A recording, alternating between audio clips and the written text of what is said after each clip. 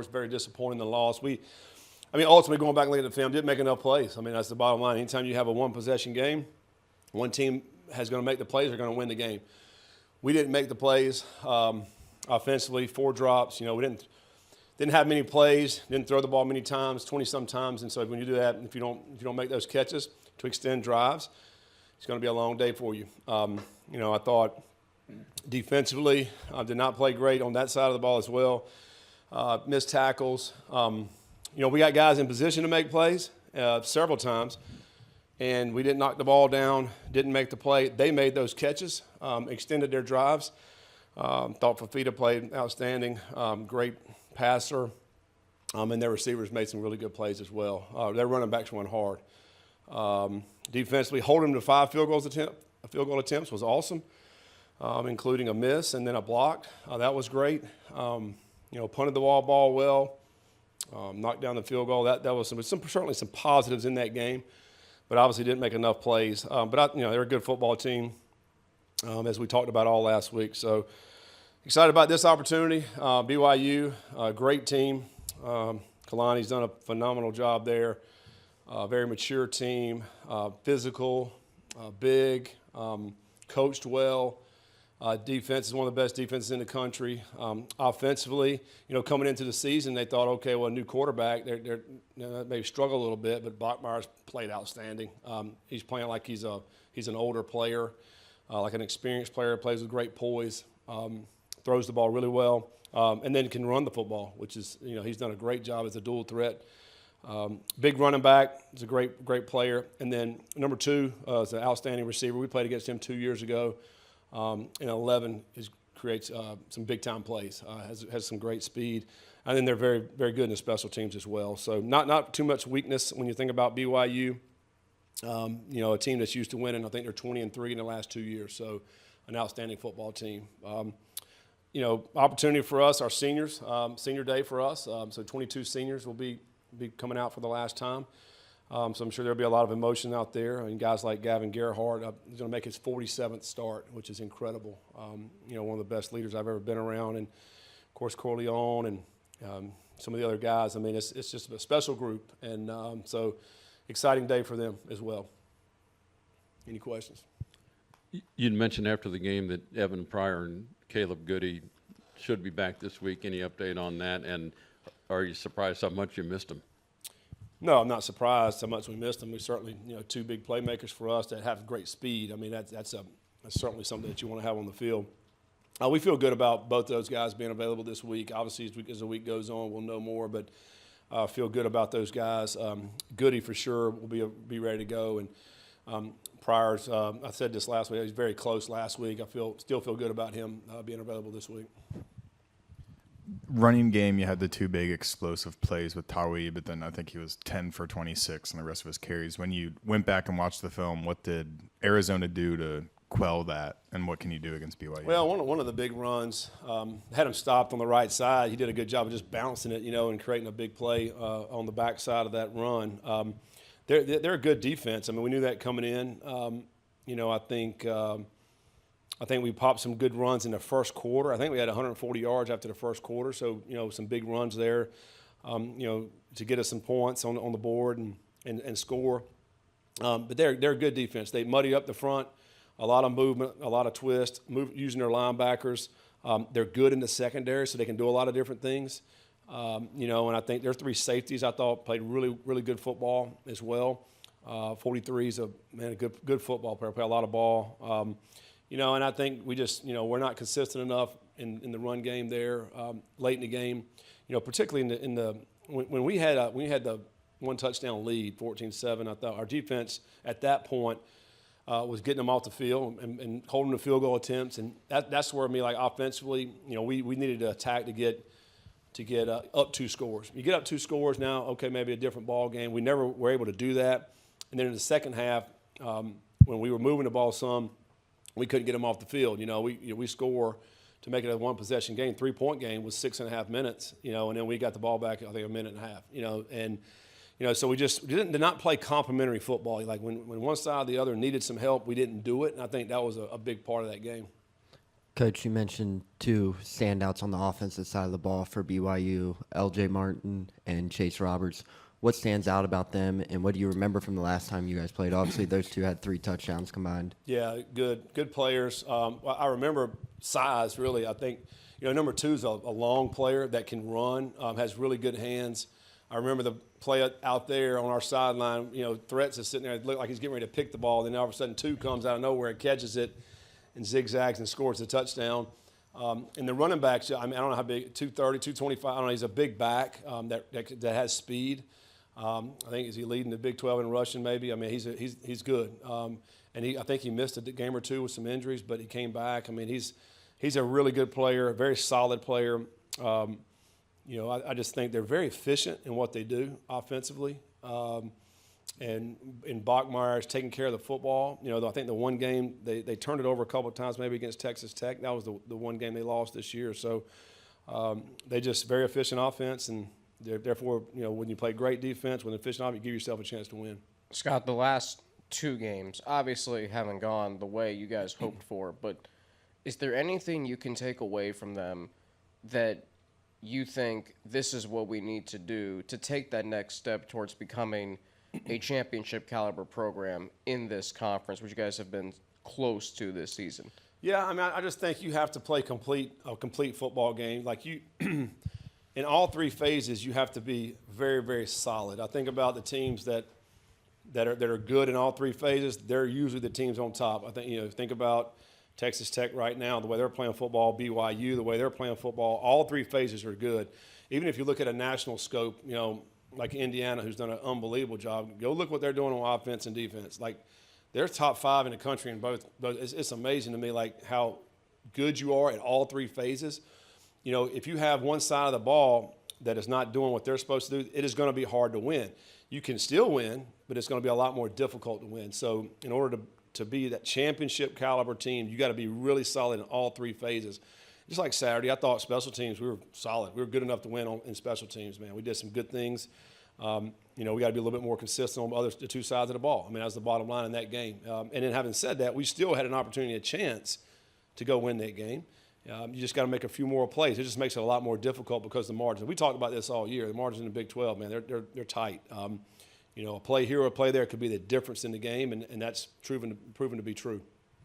If you look at Bachmeier's and Sorsby's stats, they're almost carbon copies, almost the same build, same type player. Can Brendan bounce back after 2 games? Obviously, he's had difficulty with the man coverage and all that, and you kind of know what's coming. Is it in him to bounce back? Yeah, I mean, I think so. I mean, I said this after the game. I mean, we had 4 drops, potentially 5 drops in that game. If our guys catch the football, then his stats are going to look a lot different, And I think that's the part. It's not just Brendan. I thought he had a really bad decision on the first play of the game. Like, that was awful. But really after that, he really played pretty good. I mean, he threw the ball good. I mean, that post ball, which has been 45, 50 yards added to his stats. I mean, you got to catch that ball, And I think, our receivers will be the first to tell you, yeah, I got to catch that, And I think so. It's not just on one player. I mean, I think it's the whole team. You got to protect good. You got to run the good routes. You got to make the catches. So yeah, absolutely, he can bounce back. I think that's what we're practicing for and striving for, to go out and play well and to be clicking on all cylinders. How much man are you expecting to see against BYU? There'll be some man. I mean, that's what they do. Play man, play 3. They mix it up. You're going to play a lot of different things. I think they're really good on defense. I think they've created a lot of turnovers because of that. I think their corners are good. They're where they're supposed to be. Their linebackers make plays. I mean, a lot of people talk about their linebackers. I mean, they're long, can run, they're physical. Yeah, I mean, they're a solid team. So we'll see a little bit of everything, but they're going to do what they do. Does a part of you, after the struggles with man, do you want to not really tear it down, but be more experimental to try something different, or do you stick to what's gotten you to 7-3? No, I mean, I think we got to obviously try to do things that will get us in a position to make plays. So whatever that takes. It's one thing that we can sit here as coaches and we can draw up all kind of stuff, but then our guys have to go execute. So that it takes both of that. We have to put our players in position to make plays. Then they have to go make the plays. I mean, you have to get the protection. You got to make the throw. You got to make the catch. and it's difficult playing against good defenses. If you guys look up defensive pass efficiency in our league, Arizona, where are they ranked? Top 5. Utah, where are they ranked? Top 6. I think Arizona's 3 in the country. They're number 6 in the country. There's 136 teams. They're pretty good on defense. This team is too. I think this team's ranked 13th in pass efficiency defense. So, we're playing a lot of good teams with that. When you're playing those teams, there is less room for error. You have to be on point. Like, you have to run crisp routes. You have to throw the ball on time. You got to be able to make contested catches. So all those things come into play. And if you're not, it's going to be one of those days you're going to look up and look at the stats, and it's not very good. And so you got to be on point. We got to continue to work to get better. Coach, you've obviously been around a lot of veteran leaders throughout your coaching career. Is it going to be a little emotional on Saturday night seeing Gavin and Dante take the field for the last time after pouring their heart and soul into this program the last Absolutely. 5-6 years? It's the finale for those guys in Nippert, man. And for those guys in particular, I think about Gavin, who's committed as a sophomore here in high school. That's a long time, man, that he's been in this blood, sweat, and tears for the Bearcats. And for him to go out, and I think it's just the last time he knows he's going to be running out in the stadium there. It's going to be very emotional for those guys, but also for us coaches because of what, particularly those guys have done for this program. They've seen a lot of change and coaches, new conference and all that. But, man, they're great human beings, and, they obviously have bright futures ahead for them. Have you ever lost the coin toss this many times in a season? No, it's ridiculous. I mean, it's literally like it's almost like it's happened every week. And then I feel like every time before half, the team goes down, maybe gets 3 points or something, and then they get the ball back again, and then they're just driving it again in the third quarter. And I feel like I've talked to Sorsby about this. I feel like we've waited on offense for the time is like over an hour from the time that we were on the field before until we actually get back on the field. It's wild. We somehow lose it every time, and it's supposed to be a 50-50 chance, but we have not gotten it. When you had those 2 back-to-back offensive possessions where you scored and it looked really efficient, what did you do on those? Was it breaking the long runs that kind of just helped, or was there something else? Yeah, I mean, I've talked about this. I think offenses, and particularly ours, you're getting a little bit of a rhythm. So once you get that first down, all right, you feel like, okay, now we're rolling. Then you make the next play, and it's just a good rhythm. It's just a good feel. And I think some drives it just clicks. Other drives, if you think about some of the 3 and outs, if you try to throw the ball maybe on first down to change up the first down play from a run pass perspective, and you don't hit it, well, now it's second and long. Well, then what do you try? You try to run a play here and you get 2 yards, well, now it's 3rd and 8. And they're playing right into their hands. And I felt like that happened a few times Saturday. And against a team that's that good in pass defense, it makes it really difficult. But if you can stay on the sticks and just keep that rhythm, then I think that's where you can go down and really get those drives and score points. Scott, going back to my last question about what you've learned the last 2 games, what gives you confidence that there are adequate resources, whether it be within the locker room or outside of it, within this program, that you guys, whether it be this year or next year, can take that next step to really being at the top of the Big 12 conference and competing for championships, which, as you mentioned when you first came here, is the standard for this program? Yeah, that's what you want to do. I think everybody wants to win championships. If you asked me that question 5 years ago, it would be a different answer than it is right now, because we all know that it takes resources. You have to have the resources in order to build your team out to be competitive. Spending money on your team gives you an opportunity and a chance. It is what it is. And 5 years ago, you didn't have to say that. You could go out and recruit, build relationships, develop your team. And now it's about retaining your team and your good players. It's about recruiting high school players, and then it's in that portal that's getting ready to happen here in December when you're trying to go around and look and see what's going to be available come January. You're going to have the resources to go out and get the best players. And that's what it takes to win championships. I mean, we got a school in our conference right now that's a top, whatever they rank, 6th, Texas Tech. I mean, it's a great example of what happens when you have resources. It's kind of obvious, but are the guys embracing the big show again? You get the big noon kickoff coming. You're on at night, nip at night, senior night. You got everything in your favor. and they probably want some redemption based on what happened a couple weeks back. Yeah, I think, man, it's one thing to have one of the kickoff shows to be in your program in September, when people don't really know what teams have, but to have it, we're in November 20 something when we're going to be playing.